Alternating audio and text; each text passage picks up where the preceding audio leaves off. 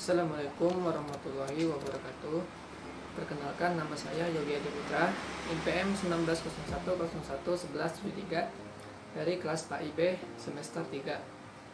Baiklah, di video kali ini saya akan membahas tentang materi Al-Quran, ulumul Quran. Yang pertama di sini saya akan menjelaskan terlebih dahulu tentang ijaz. Pengertian ijaz ini dari segi bahasa yaitu a'jaza yujizu, ijaz yang berarti melemahkan atau memperlemah. Nah, sedangkan yang dimaksud dengan ijaz secara istilah yaitu ilmu Al-Quran sebagaimana yang dikemukakan oleh beberapa ahli berikut.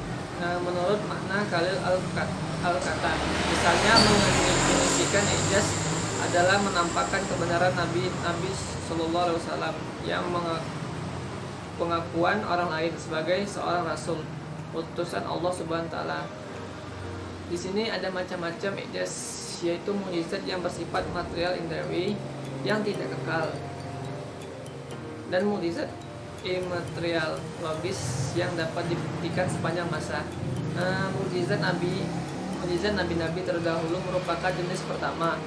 Mukjizat mereka bersifat material dan indrawi, dalam artian keluarbiasaan tersebut dapat diaksikan atau dijangkau langsung melalui indera masyarakat tempat nabi tersebut menyampaikan risalahnya. Fungsi mempelajari ilmu ijaz Al-Quran adalah kita dapat mengetahui lebih dalam tentang kemukjizatan Al-Quran, bahwa Al-Quran ini adalah kitab universal, yakni tidak mengkhususkan pembicaraan kepada bangsa tertentu seperti kaum muslimin,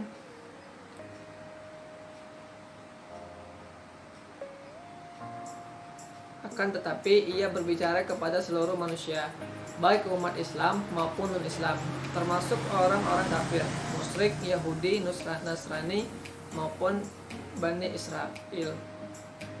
Terus yang kedua, materi selanjutnya yaitu tentang nasikh mansukh. Secara bahasa, nasikh yaitu antara lain penghilang atau ijazalah, atau disebut dengan penggantian atau tabdil, pengubahan atau takwil, dan pemindahan atau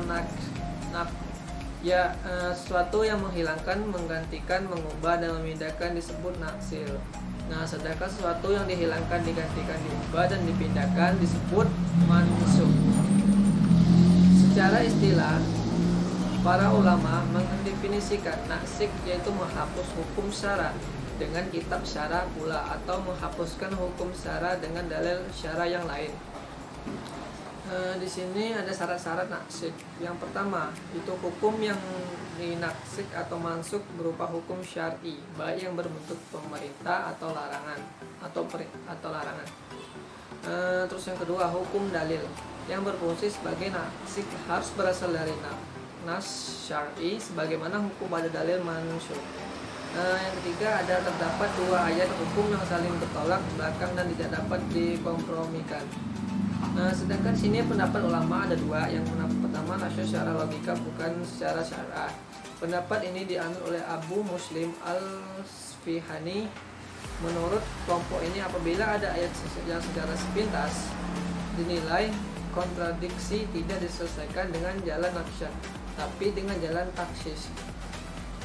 Terus yang kedua, di sini ada nasyar secara logika dan syara. Antara ulama menyatakan adanya nasyakh dan mansukh dalam Al-Quran. Pendapat ini dianut oleh jumhur ulama. Menurut mereka, ayat nasyakh dan mansukh tetap berlaku. Akan tetapi dari segi hukum yang berlaku menyeluruh hingga waktu tertentu, tidak dapat dibatalkan kecuali oleh syar'i. Di sini ada pembagian nasyakh. Yang pertama, nasyakh Al-Quran dengan Al-Quran. Terus yang kedua, nasyakh Al-Quran dengan sunnah. Yang ketiga, nasyakh sunnah dengan Al-Quran. Terus yang keempat itu nasyakh sunnah dengan sunnah. Terus yang materi ketiga itu qisas Al-Quran. Kisah berasal dari kata al-qushu yang berarti mencari atau mengikuti jejak. Nah, menurut bahasa, kata qussus ini adalah bentuk jamak dari kisah, artinya kisah, cerita, berita, atau keadaan. Sedangkan menurut istilah, Qasahul Quran ialah kitab-kitab dalam Al-Quran tentang para nabi dan rasul mereka, serta peristiwa-peristiwa yang terjadi pada masa lampau, masa kini, dan masa yang akan datang.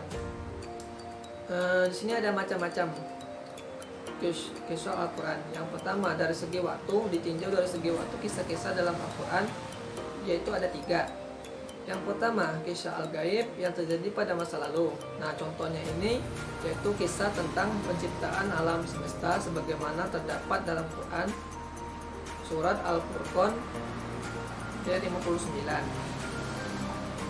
Nah, terus yang kedua di sini ada kisah hal gaib yang terjadi pada masa kini. Contohnya kisah tentang turunnya malaikat-malaikat pada malam Lailatul Qadar, seperti diungkapkan dalam Quran surat Al-Qadar 1 ayat 1 sampai 5.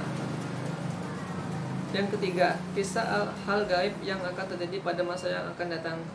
Contohnya itu kisah tentang akan datangnya hari kiamat seperti dijelaskan dalam Al-Quran surah Al-Qari'ah, surat Al-Zalzalah, dan lainnya. Terus yang kedua itu dari segi materi. Ditinjau dari segi materi, kisah-kisah dalam Al-Quran ada 3, yaitu yang pertama kisah-kisah para nabi, misalnya kisah Nabi Adam dan kisah-kisah nabi selanjutnya. Kedua, kisah tentang peristiwa-peristiwa yang telah terjadi di masa lampau yang tidak dapat dipastikan kenabiannya. Masih banyak lagi. Nah, terus yang ketiga yaitu kisah yang berpautan dengan peristiwa-peristiwa yang terjadi masa Rasulullah SAW, misalnya kisah tentang burung Ababil. Terus materi selanjutnya yaitu yang keempat yaitu Amsal Al-Quran. Pengertian Amsal Al-Quran ini menurut bahasa yaitu artinya lafaz. Amsal ini ada 3 macam, yaitu bisa berarti perumpamaan, gambaran, atau perserupaan. Yang kedua, bisa diartikan kisah atau cerita jika keadaan amat asih dan aneh. Terus yang ketiga, bisa juga berarti sifat atau keadaan atau tingkah laku yang mengherankan. Sedangkan menurut istilah, arti amsal yaitu ucapan yang banyak menyamakan keadaan sesuatu yang diceritakan dengan sesuatu yang dituju menurut ulama ahli adab. Di sini ada macam-macam amsal Al-Quran, ada 3. Yang pertama, amsal Al-Quran yang jelas. Kedua, al-maksulul kamina. Yang ketiga, al-amatsalul mursalah.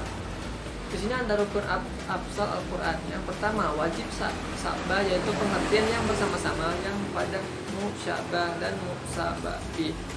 Terus yang kedua, ada alat tasbih, yaitu kaf, misil, kana, dan semua lafaz yang menunjukkan makna perserupaan. Yang ketiga, musyabah, yaitu sesuatu yang diserupakan menyerupai musababi. Yang keempat, musabah bi, yaitu sesuatu yang diserupai oleh musabah. Yang materi selanjutnya yaitu yang kelima, yaitu Aqsam Al-Quran. Aqsam Al-Quran adalah satu dari ilmu-ilmuwan tentang Al-Quran yang mengkaji tentang arti, maksud, hikmah, dan rahasia sumpah-sumpah Allah Subhanahu wa Ta'ala dalam Al-Quran. Adapun unsur-unsur kasam terbagi menjadi 3 unsur, yaitu adat, qasam, musabbih, dan muksab alaih.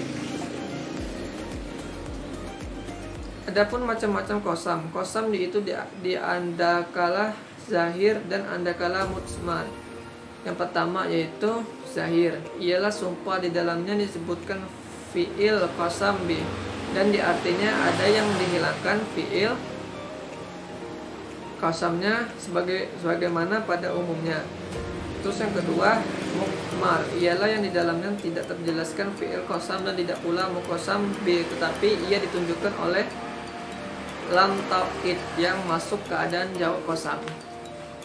Terus materi yang keenam yaitu jadal Al-Quran.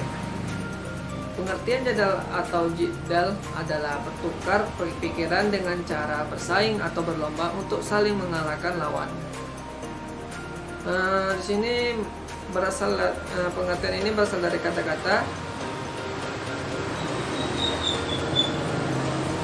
aku kokohkan jalal ahli itu. Adapun macam-macam ditinjau dari segi subjeknya, pihak yang melakukan tanggapan atau sanggahan. Ja'dal Al-Quran dapat dibedakan menjadi dua, yaitu ja'dal langsung dan ja'dal tidak langsung. Kedua, adapun jika ditinjau dari segi objeknya, pihak-pihak yang dijadikan sasaran, ja'dal Al-Quran dapat dibedakan menjadi dua macam, yaitu ja'dal internal dan ja'dal eksternal. Yang ketujuh itu ada tentang materi tentang peran Israiliyat dalam tafsir. Pengertiannya yaitu Israiliyat arti harfiah, dan Israel adalah cerita-cerita yang kerap kali dibawa oleh orang-orang kaumnya Nabi Muhammad. Cerita-cerita Israelnya umumnya berupa berbagai cerita dan tradisi non-Alkitab Yahudi. Di sini ada dampak Israiliyat dalam tafsir. Israiliyat mempunyai dampak negatif terdapat pada Al-Quran. Ia dapat merusak citra agama Islam, merusak akidah Muslim, dan mengamalkan kaum muslimin dari ajaran Al-Quran dan Sunnah. Di sini ada juga tentang Israiliyat menurut para ulama. Menurut Ibnu Taimiyah dalam kitabnya Muqaddimah Filis Lulul tafsir Israiliyat, yaitu tiga macam. Yang pertama, cerita Israiliyat yang sahih, itu boleh diterima. Yang kedua, Israiliyat yang dusta, yang kita ketahui kedustaannya karena bertentangan dengan syariat, itu harus ditolak. Yang terakhir, Israiliyat yang tidak diketahui kebenaran dan kepalsuan, itu didiamkan, tidak didustakan dan tidak juga dibenarkan. Jangan mengimani dan jangan pula membohongkannya. Baik, itu saja materi yang dapat saya sampaikan. Jika ada kesalahan saya mohon maaf, kepada Allah saya mohon ampun. Akhir kata, wassalamualaikum.